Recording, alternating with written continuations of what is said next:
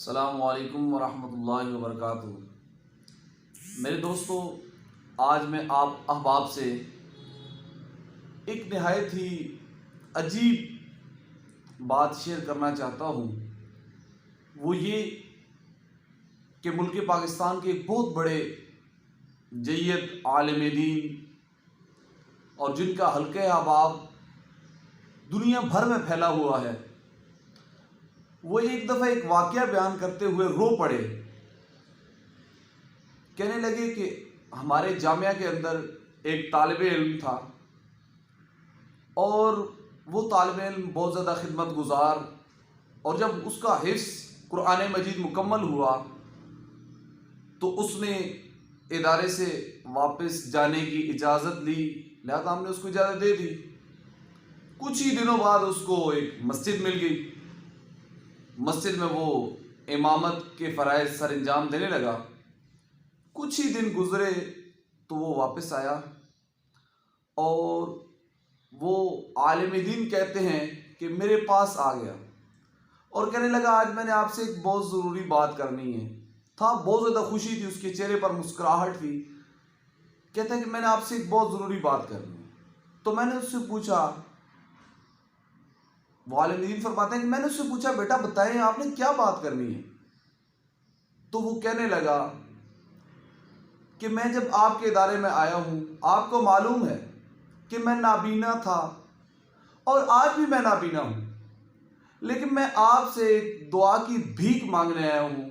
آپ اللہ سے یہ دعا کریں کہ اللہ مجھے ایک دفعہ وہ دیکھنے کی توفیق دے دے جس کو میں ممتا کہتا ہوں، جس کو میں ماں کہتا ہوں۔ اللہ مجھے ایک دفعہ نظر لوٹا دے، میں بس ایک نظر اس ممتا کو دیکھ لوں کہ جس کو میں ماں کہتا ہوں۔ تو میرے دوستو، وہ عالم دین کہنے لگے میں بھی بے ساختہ رو پڑا۔ وہ مسکراتا ہوا گلاب کی پتیوں کی طرح وہ بچہ بکھر گیا اور رونا شروع کر دیا اس نے، اور کہنے لگا میرے لیے ایک دفعہ دعا کریں کہ خدا را اللہ مجھے ایک دفعہ اپنی ماں کو دیکھنے کی توفیق دے دے۔ تو وہ عالم دین کہنے لگے کہ میرے دوستو، بھائیوں اور بزرگوں، آج ہم جو بینا ہیں، اللہ نے ہمیں نظر کی دولت سے مالا مال کیا ہے۔ ہم اپنے والدین کا کتنا ادب کرتے ہیں۔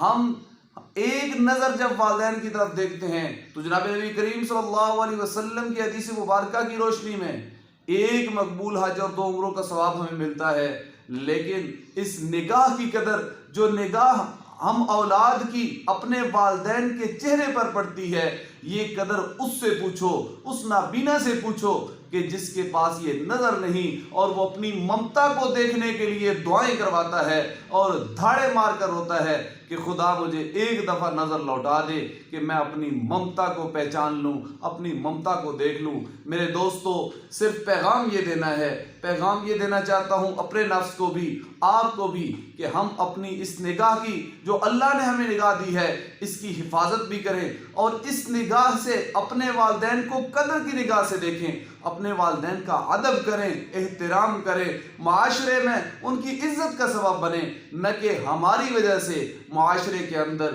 ان کی عزت پر کوئی حرف آئے۔ تو اللہ رب العزت مجھے بھی اور آپ کو بھی اپنے والدین کا پکا سچا فرما بردار بنائے، اور خداوند قدوس ہمارے والدین کا سایہ تا دیر ہمارے سروں پر قائم دائم رکھے۔